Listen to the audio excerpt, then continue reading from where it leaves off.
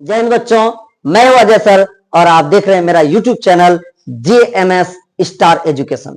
तो चलिए, इस YouTube चैनल में मैं आप सबों के लिए लेकर के आया हूं 2025 में पूछे जाने वाले VVI ऑब्जेक्टिव चैप्टर वाइज, खास करके क्लास 10th के लिए मोस्ट इंपोर्टेंट होने वाला है। और आप सबों को मैं ये बता दूं कि बहुत सारे यूट्यूबर आपको YouTube में मिलेंगे, लेकिन वे ये कहते हैं कि आप हमारी वीडियो को देख लीजिए, यही सवाल पूछेगा। लेकिन मैं तो यह बताऊं, इसमें से कुछ सवाल आ सकते हैं, इसकी गारंटी मैं नहीं दे सकता हूं, लेकिन ये मैं आपको बता रहा हूं इस टाइप का सवाल जरूर आएगा।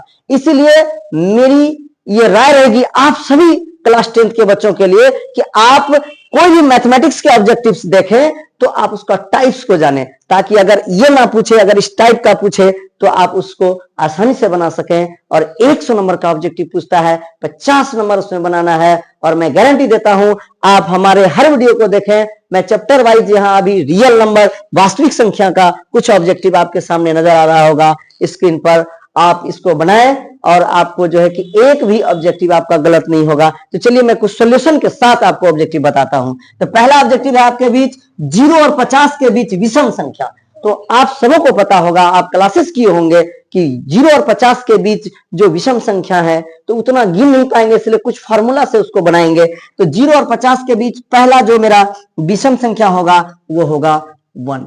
पहला विषम संख्या क्या होगा? 1। 1 के बाद होगा 3 यानी 3 और उसके बाद होगा 5। अब तो अगर इस तरह से लिखने चले जाएंगे तो बहुत समय लगेगा। इसको क्या करेंगे हम लोग, डॉट डॉट डॉट देकर करके, और 50 से कम 49 यानी 49। ये हमने एक एपी, अगर आप एपी चैप्टर पढ़े होंगे तो मैं एपी चैप्टर के आधार पर इस ऑब्जेक्टिव को सॉल्यूशन करके देता हूं। तो आप सब जानते होंगे प्रथम पद को एपी में हम लोग ए कहते हैं और 1 है, और इसका सार्वंतर को हम लोग क्या कहते हैं? डी का मान आपका अगला में पिछला को घटाया जाता है, 3 घटा 1 तो बराबर क्या हो गया? 2। और अंतिम पद को हम लोग an कहते हैं, तो an बराबर हमारा है 49। तुरंत इसमें फॉर्मूला लगाएंगे, a plus n minus 1 into D equal to 49। तो a का मान हमारे बीच यहां पर है 1 प्लस n, हमको निकालना, यही निकालना है पदों की संख्या, कितनी विषम संख्या है, n माइनस 1 और d है हमारा 2, तो ये हो गया 49। अब चलिए सीरियली हम लोग हल करेंगे। n माइनस 1 इंटू 2 49, ये प्लस में है, इस पार आएगा तो माइनस में होगा। n माइनस 1 इक्वल टू, ये 49 में एक जाएगा 48 बचेगा, और ये गुना में रहे इसको हम ला सकते हैं भाग में, और कटाएंगे तो 24 दूना क्या हो जाएगा? 48। अब n बराबर यहां बचा 24 और यहां माइनस में 1 है, इधर आएगा किस में होगा? प्लस में हो जाएगा। तो n बराबर हो जाएगा 24 से 25। इसका मतलब है 0 और 50 के बीच 25 ऐसी संख्याएं हैं जो विषम संख्या। चलिए ऑप्शन की ओर, और 25 ऑप्शन नंबर डी, राइट। अब चलिए नेक्स्ट ऑब्जेक्टिव मेरे पास है। वीडियो अच्छा लगे तो रोक रोक कर करके इसको समझिएगा स्टेप बाय, और आसानी से आप हल कर सकते हैं। अगला आपके पास है, नेक्स्ट सवाल है मेरे पास क्या कि 5, 15 और 20 यानी 5, 15 और 20 के लॉस और मौसों का अनुपात। देखिए टाइप्स, इस टाइप का सवाल पूछे जाते हैं बोर्ड परीक्षा में। 5, 15, 20 के लॉस और मौसों तो है ही, लेकिन इसका क्या पूछ रहा है? अनुपात पूछ रहा है। तो सबसे पहले हमको निकालना होगा, इसका क्या निकालना होगा? अनुपात। चलिए इसको मैं मिटा देता हूं, और आप अगर हमारे वीडियो को देखते होंगे, कॉपी कलम लेकर के बैठे, सवाल को उतार करके हल करना सीखें। आप अगर हल करना जान जाएंगे तो मैं गारंटी देता हूं आपका एक भी ऑब्जेक्टिव जो है गलत नहीं होगा। तो चलिए सबसे पहले पहली संख्या जो मेरे पास है वो 5 है। तो 5 का जब अभाज्य गुणनखंड करेंगे तो 5 एकम 5, एक बार में कटेगा। फिर उसके बाद दूसरा है मेरे पास 15 यानी 15, इसको जब अभाज्य गुणनखंड करेंगे तो 3 पचे 15, एक दे सकते हैं क्योंकि इससे ज्यादा कट नहीं सकता है। फिर आपके पास जो है अगला संख्या है 20 यानी 20, 20 को जब करेंगे तो 2 दूना 4 पंचे 20। ये आपको करने के लिए कैसे करेंगे, बेसिकली जिसको नहीं आता, कमजोर से कमजोर छात्र अवश्य देखें। 2 से कटाएंगे 2 दाही 20 हो जाएगा, फिर 2 पंचे कितना हो जाएगा। आज इससे आगे कटाना नहीं, लेकिन एक दर्शा सकते हैं, इसमें ना भी दर्शा सकते हैं। तो चलिए अभी हमको क्या कहा है, पहले कहा है लॉसो, लॉसो मीन्स एलसीएम और मौसो मीन्स एचसीएफ। तो पहले एलसीएम निकाल लेते हैं। एलसीएम में क्या है कि एलसीएम में जो है कि तीनों में जो रहे उसमें से एक लेंगे। तो जरा से देखिए, चूंकि 3 संख्या यहाँ पर 5 है, यहाँ कहीं यहाँ 5 है, और यहाँ 5 है, तो यहाँ भी 5, यहाँ भी 5, यहाँ तीनों में जो रहेगा उसमें से एक को ले लेंगे। उसके बाद फिर 2 में भी मिलेगा तो लेंगे, लेकिन बाकी यहाँ देख रहे हैं हम लोग कि 2 में कोई संख्या, यहाँ 3 है, यहाँ 2 है, एक तो नहीं लिखा जाएगा, बाकी सब लिख देंगे। 3 यहाँ पर क्या हो जाएगा 2, यहाँ क्या हो जाएगा 2, तो 5 तिया 15, दूना 30, दूना 60, यानी इसका एलसीएम हो गया 60। अब क्या निकालेंगे एचसीएफ। आपको ऑब्जेक्टिव बनाना है, थोड़ा फास्ट करना होगा, कैलकुलेशन आपको आना चाहिए, इसलिए कि हम यहाँ आपको समझा रहे हैं, इसलिए थोड़ा स्लोली बता रहे हैं, आपको वहां तुरंत होना चाहिए। एचसीएफ का क्या नियम है, तीनों में जो रहे वही एचसीएफ कहलाता है। तो तीनों में मेरा क्या है 5 है, इसका मतलब इसका एचसीएफ क्या हो जाएगा 5। अब कहा है बच्चों अनुपात, क्या कहा है अनुपात। तो जरा सा देखिए कि इतना का लॉस और मौसो, तो लॉस मेरा कितना आया है 60, अनुपात का मतलब होता है बटे, तो भागा देंगे अपोन कितना से 5 से, कटेगा 5 कम 5, 12 पंचे 60, बराबर हो गया 12:1। अब चलिए ऑप्शन की ओर चलते हैं, 12:1, ऑप्शन नंबर डी। इस तरह से आप हमारे YouTube चैनल को देखकर आप सभी ऑब्जेक्टिव को आसानी से हल कर सकते हैं मैथ में का, खास करके हमारे चैनल पर। तो चलिए ये भी आपका सॉल्व हो गया। अब सवाल नंबर मैं लेता हूं थर्ड सवाल नंबर में देखिए स्क्रीन पर दिख रहा है, आप आसानी से देख सकते हैं। सवाल नंबर 3 में है निम्न में कौन अपरिमेय संख्या है। देखिए अगर कोई भी संख्या अपरिमेय और परिमेय से सवाल पूछता ही है, तो परिमेय का मतलब हुआ अगर कोई संख्या रूट में है और परिपूर्ण वर्ग हो रहा है तो परिमेय हो जाएगा, लेकिन अगर वो रूट में है और परिपूर्ण वर्गमूल उसका नहीं हो रहा है, इसका मतलब है कि वो अपरिमेय। चलिए देखते हैं निम्न में कौन अपरिमेय नहीं है। यहाँ सवाल देखिए है नहीं लिखा, उस पर शब्द पर ध्यान देना है कि निम्न में कौन अपरिमेय नहीं है। नहीं है का मतलब हमको है लाना है। तो यहाँ पर देखिए निम्न में कौन अपरिमेय नहीं है, तो 10 का जब खंड करेंगे यह परिपूर्ण वर्गमूल नहीं होगा। 24 24 है, यह भी आप देखिए 24 का खंड करें पूर्ण रूप से नहीं होगा। यहाँ पर आपका कितना है 35 है, 7 × 35 जोड़ा नहीं लग रहा है, और यहाँ 21 है। 21 आप जानते हैं 11 का वर्ग 21 होता है। कभी कभी आप बैठ करके 1 से 100 तक का वर्ग करके उसको थोड़ा सा देखने का प्रयास कीजिएगा, आपको ऑब्जेक्टिव बनाने में आसानी होगी।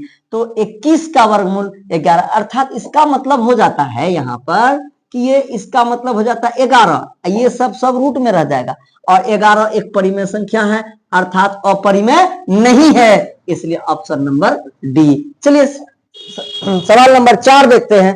दो संख्याओं a और 18 का लॉ 136 है, मौ 102 है, तो a का मान होगा। ध्यान दीजिएगा, दो संख्या a यानी एक संख्या a और एक संख्या क्या है 18 है, इसका लॉ 100 दिया हुआ 36 और मौ 100 भी दिया हुआ।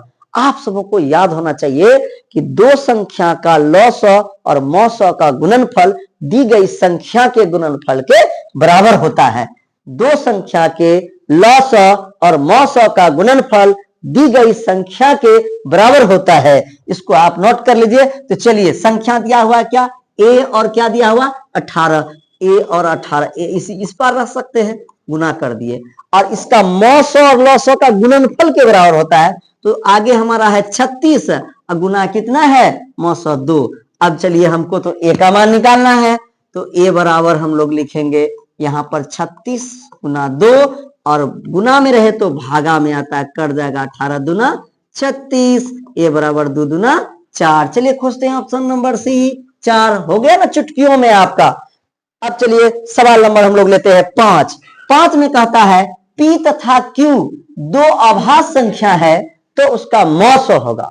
p तथा q दो अभाज्य संख्या।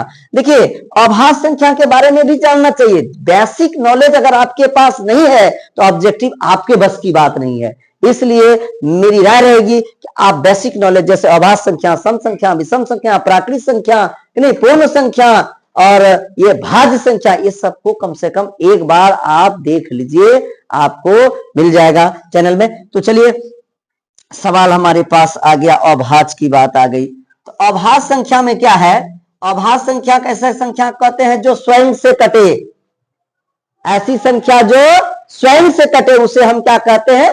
अभाज्य संख्या कहते हैं। तो स्वयं से जैसे कि, लेकिन इसमें यह है एक सम्मिलित नहीं है। अभाज्य संख्या में एक को छोड़कर बाकी जितनी संख्या है अगर अपने से कटे तो चलिए थोड़ा सा हम इंट्रोडक्शन लेते हैं। जैसे एक के बाद आता है दो, तो दो हमारा अभाज्य संख्या है, क्योंकि दो में सिर्फ दो से ही भाग लगेगा। दो के बाद क्या है? तीन एक अभाज्य संख्या है, क्योंकि इसमें सिर्फ तीन से ही भाग लगेगा। तीन के बाद आता है चार, चार अभाज्य संख्या नहीं है, क्योंकि चार में हम दो से भी भाग दे सकते हैं। हमने आपको क्या कहा कि यह अभाज्य संख्या वह संख्या है जो स्वयं से कटे, लेकिन एक को छोड़कर, ध्यान रखिएगा इस बात को। तो चार के बाद पांच अभाज्य संख्या है, डॉट डॉट, इस प्रकार से हम लोग अभाज्य संख्या निकालते हैं। तो यहां कह रहा है पी तथा क्यू अभाज्य संख्या है। और याद रखिए, दो अभाज्य संख्या का या तीन अभाज्य संख्या रहे या चार अभाज्य संख्या रहे, अभाज्य संख्या का मौसो हमेशा हमेशा हमेशा एक होता है। ये कपार में बैठा लीजिए आप। चलिए जैसे देखिए, दो का खंड करेंगे 2 गुना 1, तीन का खंड करेंगे अभाज्य गुना 3 गुना 1, इसका मौसम माना एचसीएफ। एचसीएफ देखिए, तो यहाँ 2 यहाँ 3 मिल रहा है। एचसीएफ का मतलब होता है दोनों में जो संख्या मिले, तो यहाँ 1, इसलिए इसका आंसर क्या हो जाएगा? हमारा 1 हो जाएगा। ऑप्शन नंबर क्या हो जाएगा? डी। पी तथा क्यू दो अभाज्य संख्या है, तो उनका मौसम क्या होगा? आप कहिएगा सर आप तो 2 3 से बताए, पी और क्यू का नहीं बताए। तो चलिए पी का अभाज्य गुणनखंड, मान लीजिए पी ही एक संख्या है, पी का अभाज्य गुणनखंड कीजिएगा तो पी गुना 1 कर सकते हैं, क्योंकि एक बार में कटेगा। फिर आप क्यू का अभाज्य गुणनखंड कीजिएगा तो क्यू गुना क्या कीजिएगा? 1। अब जरा चलिए एचसीएफ इसका निकालिएगा भाई। तो एचसीएफ जब आप निकालेंगे इसका तो क्या होगा? इसमें दोनों यहाँ पी है यहाँ क्यू है, मेल नहीं खा, एक के ना होगा। आप समझ गए होंगे बहुत अच्छी तरीका से। अगर दिक्कत हो तो वीडियो को स्किप करके आप देख लीजिएगा। ये आपका ऑप्शन नंबर क्या हो गया? डी। वीडियो थोड़ा लंबा हो रहा है, लेकिन आपको समझाना है हमको, इसलिए हमने अस्थिर से बनाया। लेकिन आपको जब ये समझ जाइएगा, आप परीक्षा में इजी वे में बना सकिएगा। चलिए नेक्स्ट सवाल है 6 नंबर। सबसे छोटी अभाज्य और सबसे छोटी भाज्य संख्या। मैंने क्या कहा कि जानना होगा, बेसिक नॉलेज आपको चाहिए। सबसे छोटी अभाज्य संख्या, तो अभाज्य संख्या अभी कितना से स्टार्ट हुआ था? 2 से, तो सबसे छोटी अभाज्य संख्या भी 2 हो जाएगी। और क्या कहा है? सबसे छोटी भाज्य संख्या, याद रखिए सबसे छोटी भाज्य संख्या 4 होती है। तो 4 हो जाएगा, याद रखना है। और इसका गुणनफल कहा है, सबसे छोटी अभाज्य और सबसे छोटी भाज्य संख्या का गुणनफल। तो हमको याद होना चाहिए अभाज्य संख्या छोटी 2 और भाज्य संख्या कितना? 4। गुणनफल माने गुना का चिन्ह, 4 दूना 8, तो आप 8 नंबर दीजिए। है ना मजेदार ट्रिक? आप इससे बना सकते हैं। अब चलिए अगला सवाल है मेरे पास 7। निम्न में कौन सी अभाज्य संख्या है? फिर वही बात आ गई, अभाज्य संख्या। इसलिए मैं अभाज्य संख्या से रिलेटेड कुछ सवाल पूछा जाता है, इसलिए मैं अभाज्य संख्या को कुछ ऑब्जेक्टिव आपके पास लेके आया हूं। कौन अभाज्य संख्या है? तो अभी हमने क्या कहा? जो स्वयं से कटे। चलिए जरा देखते हैं इसमें कौन ऐसा अभाज्य संख्या जो स्वयं से कट रहा है। तो यहाँ पर निम्न में कौन? तो 29, 25, 16, 15। देखिए 25 पचे 25 कट जाएगा, दूसरी संख्या से विभाग लग रहा है। 16 4 चक 16, 2 अट्ठे 16, 15 3 पचे 15, 5 तिया 15। लेकिन 29 एक ऐसी संख्या है जिसमें किसी दूसरी संख्या से भाग नहीं लगेगा, अर्थात यही हमारा हो जाएगा अभाज्य संख्या। ये क्या हो जाएगा? अभाज्य संख्या हो जाएगा। चलिए तो ऑप्शन नंबर ए। अब चलिए नेक्स्ट सवाल है 3 इंटू, यानी सवाल है मेरा 3 इंटू 2 7। रैकरिंग बोला जाता है इस पर।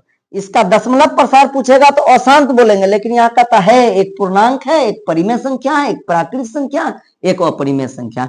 निश्चित रूपेण यह एक परिमेय संख्या है, इसलिए ऑप्शन नंबर बी इसका आंसर होगा राइट। नेक्स्ट सवाल है किसी पूर्णांक m के लिए सम संख्या का रूप, m के लिए कहा है और सम संख्या कहा है, इसलिए इसका आंसर हो जाएगा सी 2m हो जाएगा। नेक्स्ट सवाल हम लोग देखेंगे। अब चलिए थोड़ा सा और कुछ ऑब्जेक्टिव हमारे स्क्रीन पर आपको दिख रहे होंगे। ये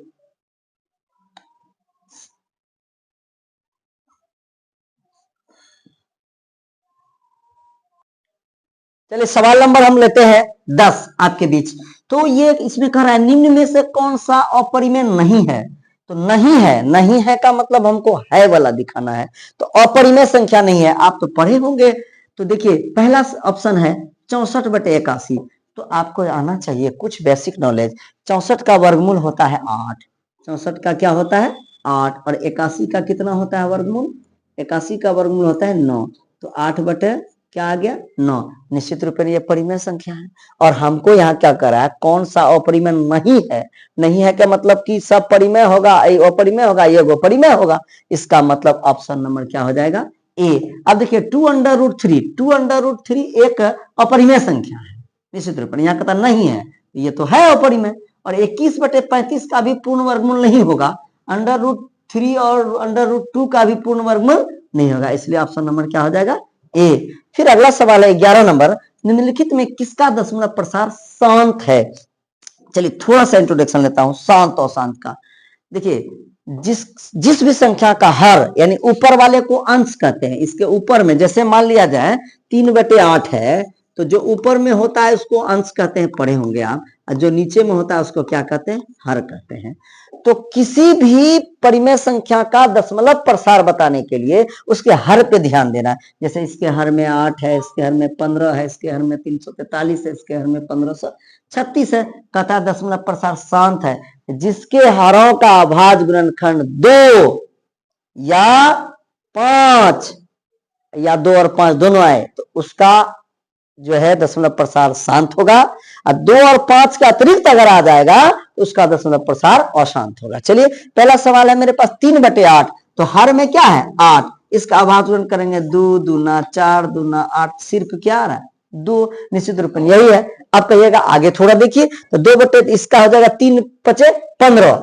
तो निश्चित रूप से यहाँ पर 3×5 जो है तो 3 5 तो है लेकिन 3 अलग संख्या आ गया। हमने क्या कहा आपको, दशमलव प्रसार शांत तब होगा जब उसके हरों का अभाज्य गुणनखंड या तो सिर्फ 2 आ जाए या तो सिर्फ 5 आ जाए या 2 और 5 दोनों आए। इसके अलावे अगर कोई भी संख्या 3 5 3 7 वगैरह वगैरह आता है तो निश्चित रूप से समझ जाइए कि वह क्या हो जाएगा अशांत हो जाएगा। इसका ऑप्शन नंबर क्या हो जाएगा ए आंसर, क्योंकि दशमलव प्रसार क्या है शांत।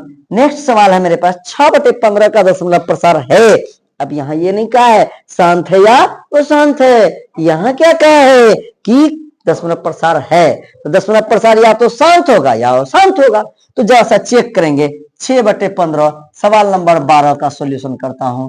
6 बटे कितना है 15। हमने क्या कहा दशमलव प्रसार चेक करने के लिए हर में इसका कितना है 15। जरा देखिए 15 का अभाज्य गुणनखंड 3×5 कितना होगा 15।